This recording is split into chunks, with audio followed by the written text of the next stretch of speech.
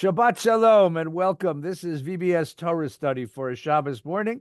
I'm Yep. Rabbi Ed Feinstein here in rainy, cold, windy Southern California, Oh, please. joined by my dear friend Rabbi Mark Gelman in sunny, bright, warm Southern Florida. Mark, good morning. Shabbat Shalom.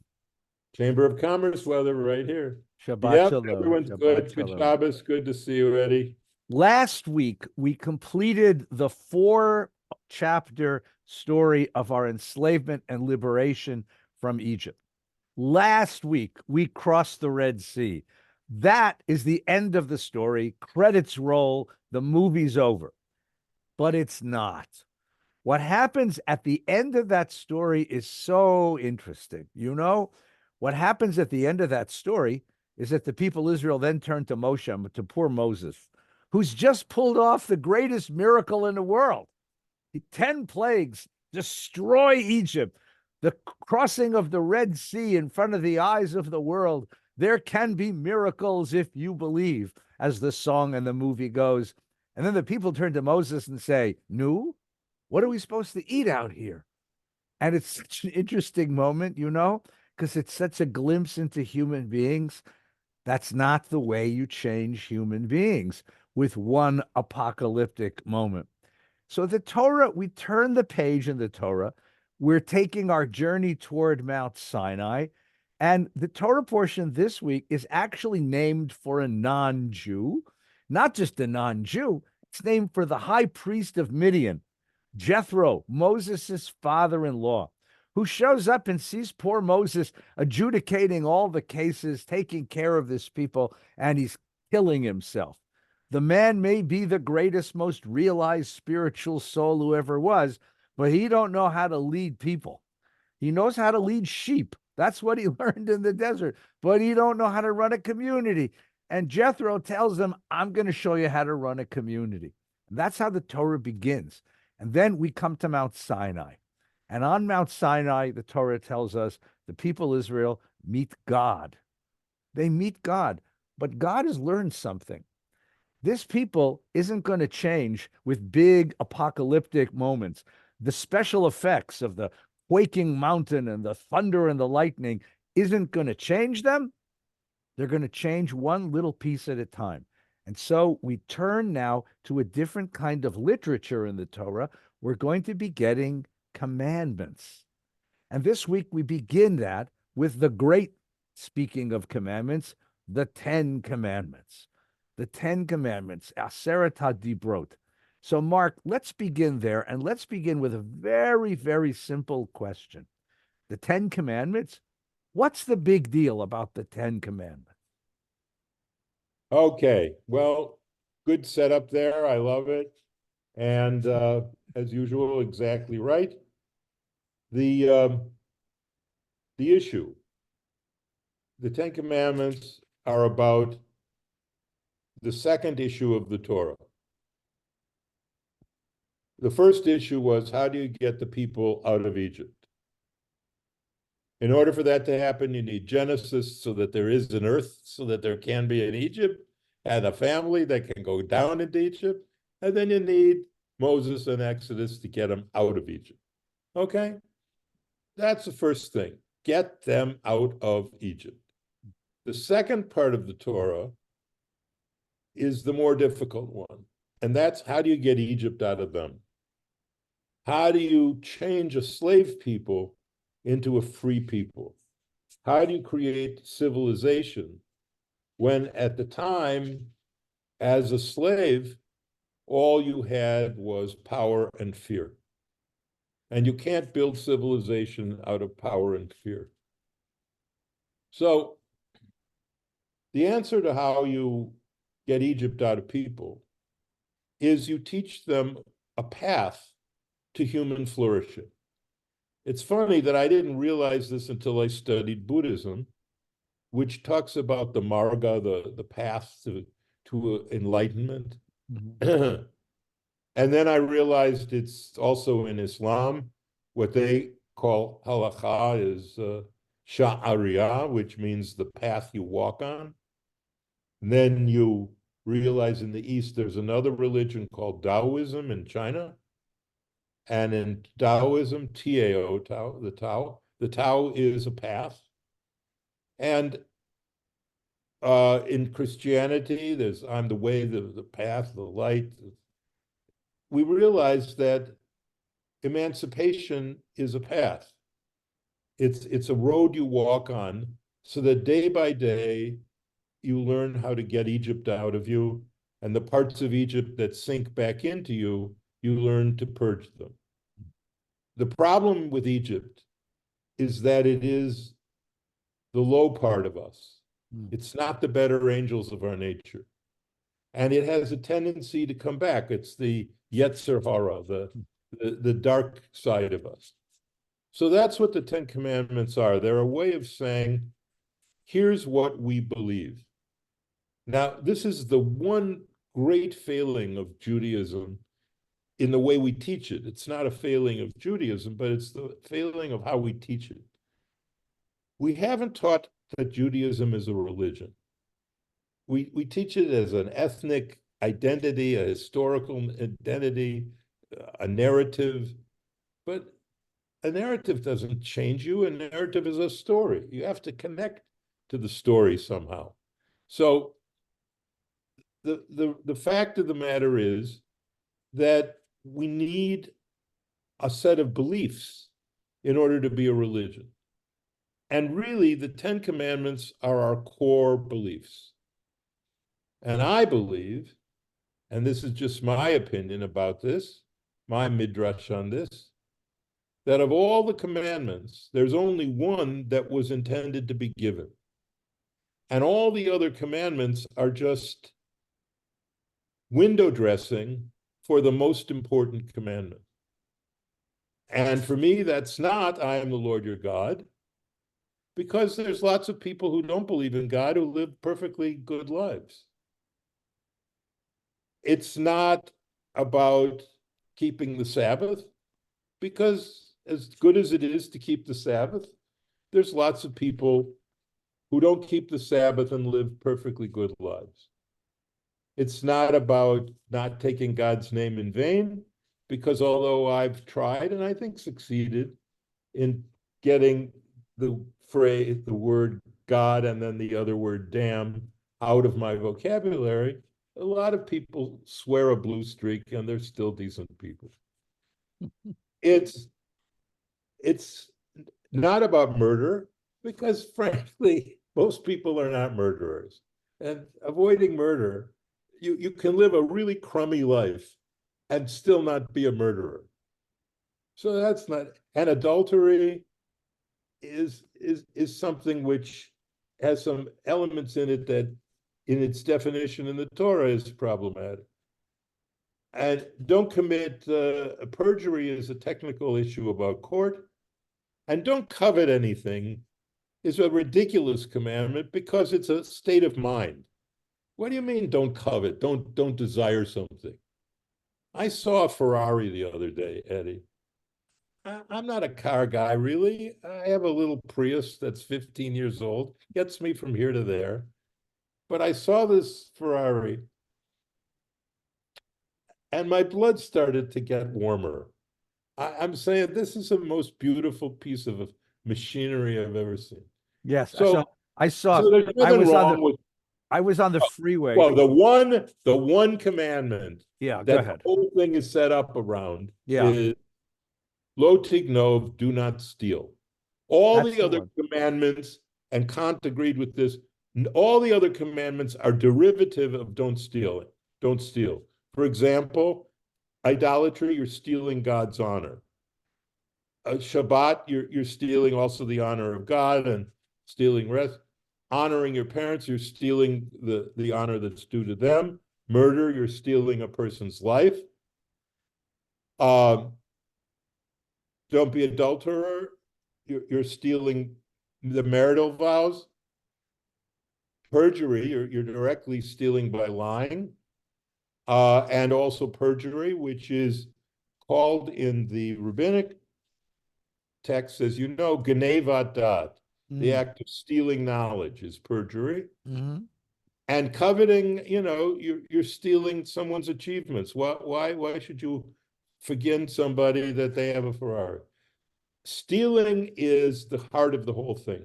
If you just are happy with what you have, sameach bechelko, be happy with what you have. Don't steal anybody else's. Don't take what is somebody else's. George Carlin did this long bit, and he reduced all the Ten Commandments really to don't take other people's stuff. He didn't say stuff. Don't take their stuff. And if you just honor that, then we can build civilization. We can give people honor. We can give our parents honor and honor to God, and we don't take away from God what is for God and for people. Stealing is the foundation of human civilization and the purpose of the Ten Commandments. That's a wonderful, wonderful commentary, Mark. I was just going to say that I was on the LA freeway on a Friday afternoon going 15 miles an hour, and there was a guy in a Ferrari, or a Lamborghini rather, a Lamborghini ahead of me. And for a moment, I had a little bit of divine justice because the poor guy, was switching between first and second gear because the car goes so fast and he was having such a hard time with it. And I'm driving in my 18-year-old Toyota with a bit of divine. Schadenfreude. I love that idea. First of all, it's wonderful that you and I have quoted Rashi, we've quoted Maimonides, we've quoted Immanuel Kant, we've quoted Hegel, we've quoted Nietzsche, and today we get to quote George Carlin. I just think this is a very beautiful commentary. I want to take what you just said and I just want to make it a little more abstract and a little more sophisticated because I think you're absolutely right. No. I think you're absolutely right. What to me, I'll tell you what I think it is. To me, the principal commandment is either the first or the second, depending on how you count them. It says, Lo ta'aseh lecha pesel. Don't make an idol. And the word lecha means an idol for yourself, but I'm going to read it differently. Don't make an idol of yourself. The basic human impulse is that I am the center of the universe, right? I am the center of the universe. This is how we all begin as children. We all begin, and slowly, with moral maturity, we open up that circle and we include others in the circle. But not everybody does that, and not everybody's good at it all the time. And I think the Ten Commandments is trying to say is that be aware of that. Be aware of the impulse to put yourself at the center of the universe and make yourself into the core of all value, right? When I see someone's possessions, I say, I want them. That's stealing. When I see someone that I desire in a carnal, in a sexual way, and I say, I want them, that's adultery. When I want to get someone out of the way, I want to push them out of the way for my life experience, that's murder. The Torah is trying to say, be careful of that impulse in you to shove everybody else out of the way and make yourself the center of the universe. You're not the center of the universe. And morality begins with that recognition that I share the world with you and that you have infinite value, just like I pretend that I have infinite value, and that I have a family that has infinite value, a community that has value. I value my place in the world.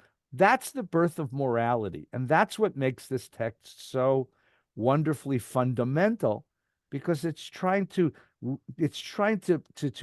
push us away from that deep egocentrism that all of us are born with into this world. Very nice. And you lead me to a deeper vort that we might have discovered just now. Yeah. I'm thinking, Ed, if you can evolve everything of the Ten Commandments out of stealing, my vort, or if you can develop everything of the Ten Commandments out of idolatry. Don't worship the self, right? Yeah, your interpretation. Then it could be the case that these 10 or 9, these commandments are all mutually developmental. That means you can extrapolate all the rest of them from each of them. Yeah. Not just so let's suppose you take murder. If you're stealing, you're murdering somebody's future that they would have with that thing that you stole. If you commit adultery, that's murdering a relationship. Yeah, trust. If you don't honor your parents, you're murdering your family. If with Shabbos, you're murdering the need to give honor to the God who gave you all the blessings of your life. So you could evolve it out of murder. You could evolve it out of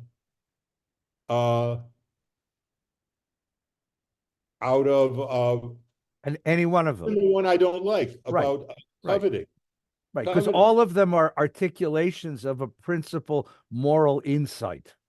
But they can evolve all the other 9. Right. It's like like the DNA helix. You can unfold it or fold it, and they all develop each other. Right. That's what an idea. Right. Why does it begin with Ani Adonai Elohechem?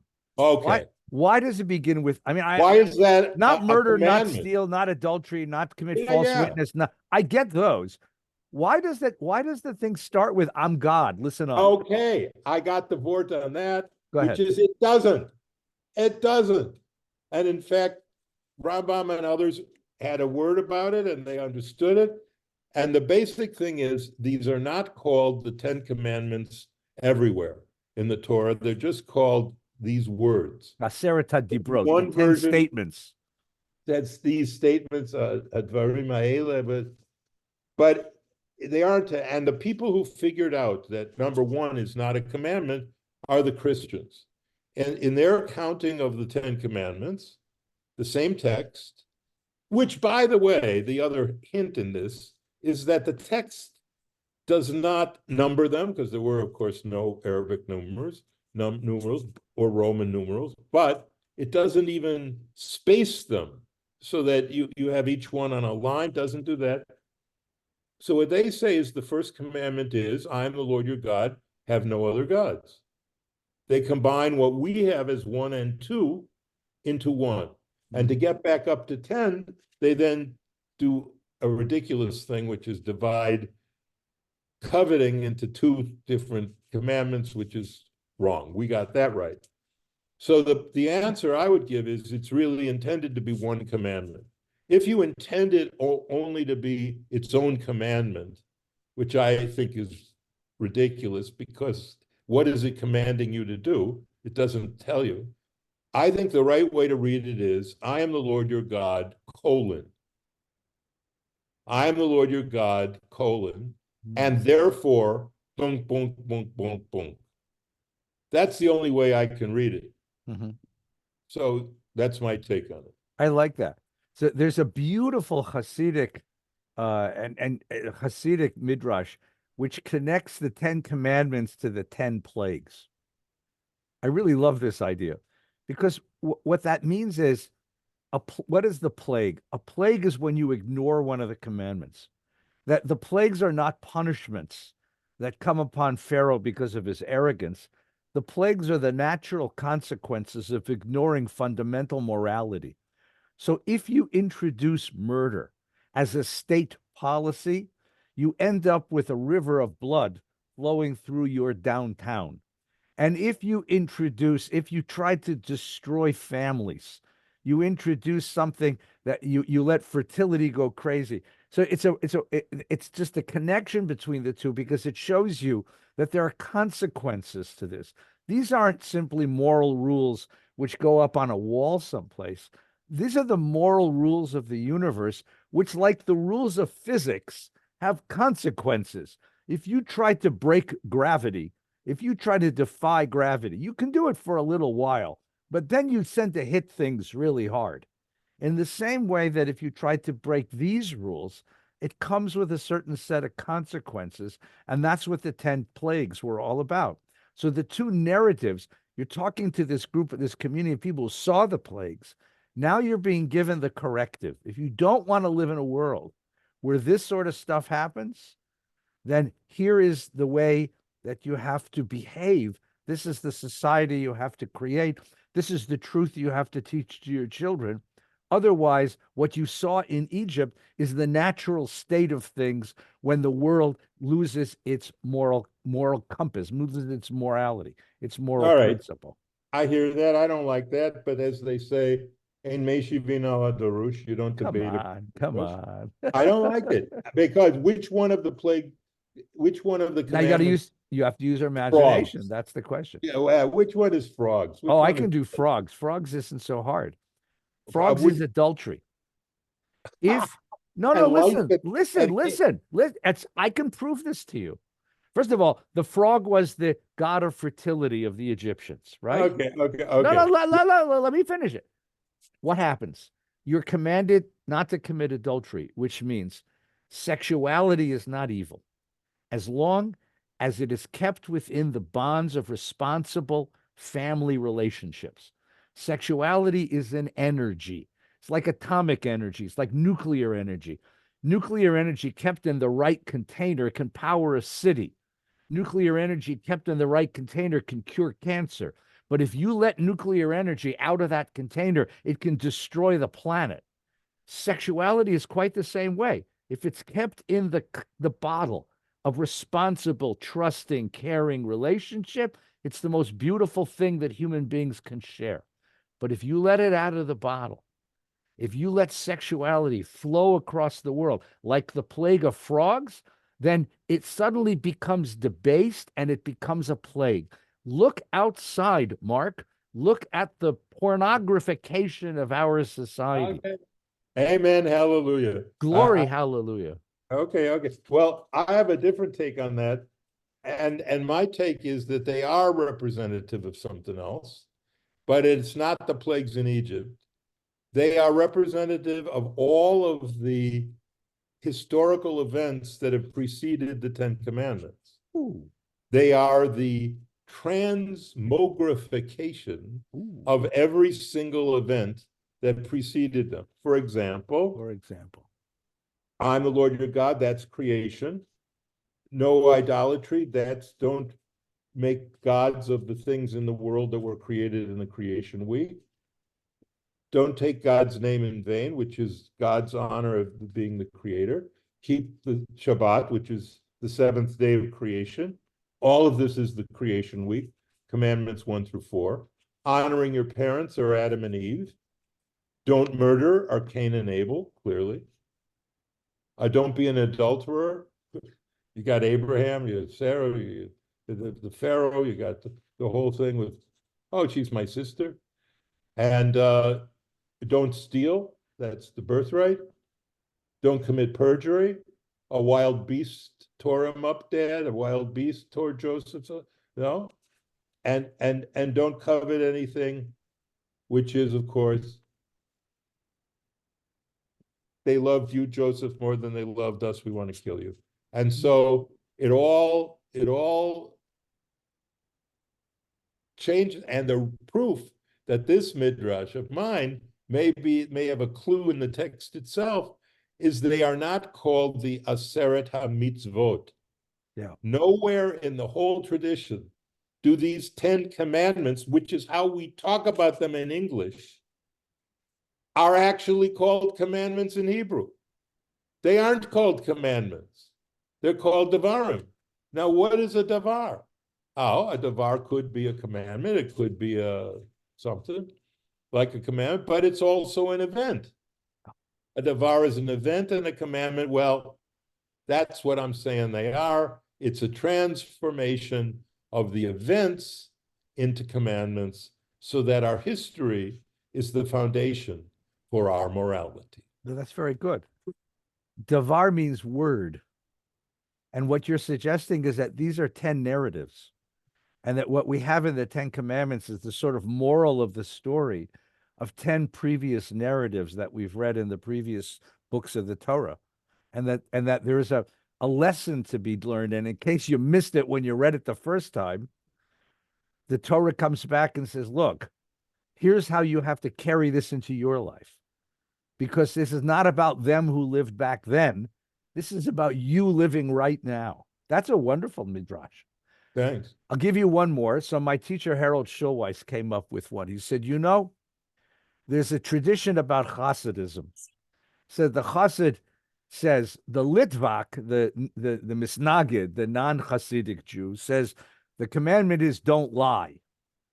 The Chassid takes that and introjects it. Don't lie to yourself. So what Rabbi Schulweis did so cleverly one Shabbos morning, because I was there, he said, read each of the 10 commandments that way. It says, lo tirtzach, don't murder. Read it this way, don't murder yourself. Now, what does that mean, not to murder yourself? Think about what it means to destroy, to repress a part of your own being, oppress a part of yourself. Lotinaf, don't commit adultery. Don't prostitute yourself. Lotignov, don't steal. Don't steal from yourself. Each of these it becomes such an interesting thing then, because then you're looking carefully within. Don't steal from myself, which means what? I have a certain amount of time to spend with the people I love in the world. How many times do I compromise that because I have one more meeting, one more phone call to take, right? It's what he's trying to do is to make this very personal ethic. And in that, it becomes a very searching kind of question. How do I kill myself? How do I steal from myself? How do I prostitute myself? How do I lie to myself? I like that midrash as well. What is it? How do I take I am the Lord your God, or don't make an idol of yourself. But take God's name in vain. Right. Don't take your name in vain. You're created in the image of God. Don't take that in vain. Don't forget who you really are. It takes a little imagination, but I think it does it's a wonderful move looking within. All right, let me ask you one more question now. Ready? Yeah. We talked about why the first one's there. Why is Shabbos there? Murder, adultery, stealing, lying. I get all that. Perjury. Why Because is they apply to Shabbat? everyone. That's correct. And They apply parents too, to of course. everyone. Why is Shabbat there? Why is Right. Shabbat in the 10 Commandments? Okay. There are, according to Kant, there are two ways that an ethical imperative can be derived. One is that it applies to only some people sometimes. And there are no ethical commandments that are like that. If something only applies to some people sometimes, it's not ethical. Shabbat is one of those things. It applies to us as Jews, but if you're not Jewish, it doesn't apply to you. The second way that something is ethical is if it applies to all people at all times in that situation. That's what he called the categorical imperative. So the only way that we can save Shabbat as a commandment is to say it has a universal implication and therefore it's moral. Like, don't murder doesn't mean Jews, doesn't mean don't murder Jews. It means don't murder anyone. Mm-hmm. So that means it's an ethical commandment. And of course, Kant went into great depth about don't steal. He also thought it was the central commandment, and that's a universal commandment. And because you can universalize the commandment, you know it's ethical. The question about Shabbat is the question of, is rest an ethical obligation? For us, Shabbat, the fundamental point of Shabbat, is not honoring God, because you can honor God any day, and you must, and you should, right? For us, it's about rest. It's about saying, look, get a grip here. Your task in life to secure maximum human flourishing cannot be achieved if you work 7 days a week. It can't. You have to have a day of rest in which you reconstruct yourself, your energies, your family, your sexual life with your spouse. You need a day to recreate yourself. And therefore, it's a universal command. So I could see it that way, that Shabbat teaches. The second reason Shabbat is in here is to teach us that we have to transcend nature. If it's fascinating to me. This was one of the first insights I got as a young man doing Midrash. I said, if you just go out and look at time in nature, you can evolve all the different dimensions of time except Shabbat. You can develop a consciousness of the day by having one sunrise go to another sunrise. That's one day. You can develop naturally without religion, just by looking at the world. You can develop a month, which is the phases of the moon. Mm-hmm. That's 1 month minus 11 days from the solar calendar, but it's a month. You can develop a year by going out and looking at nature without religion. And that is 12 of those months gets you from one season back to that same season in the next year. So you can do a day, a month, and a year without religion.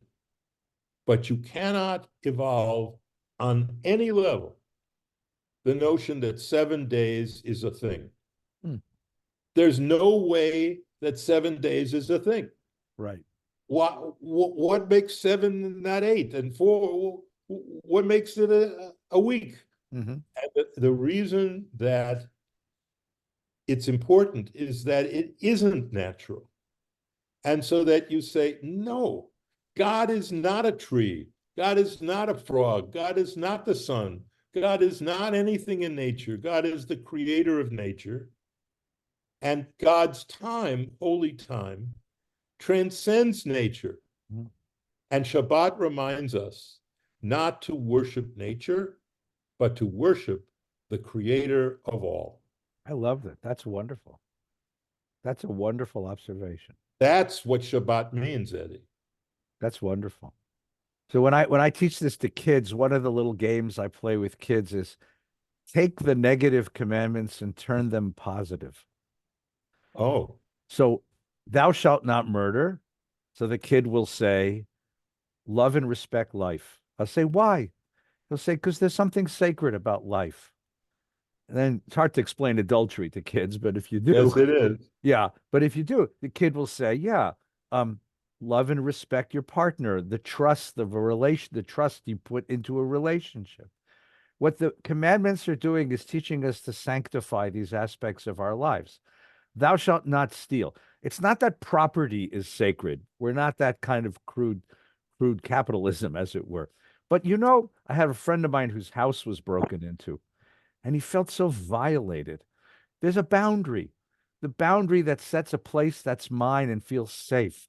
And stealing violates that boundary, violates the boundaries and security of persons.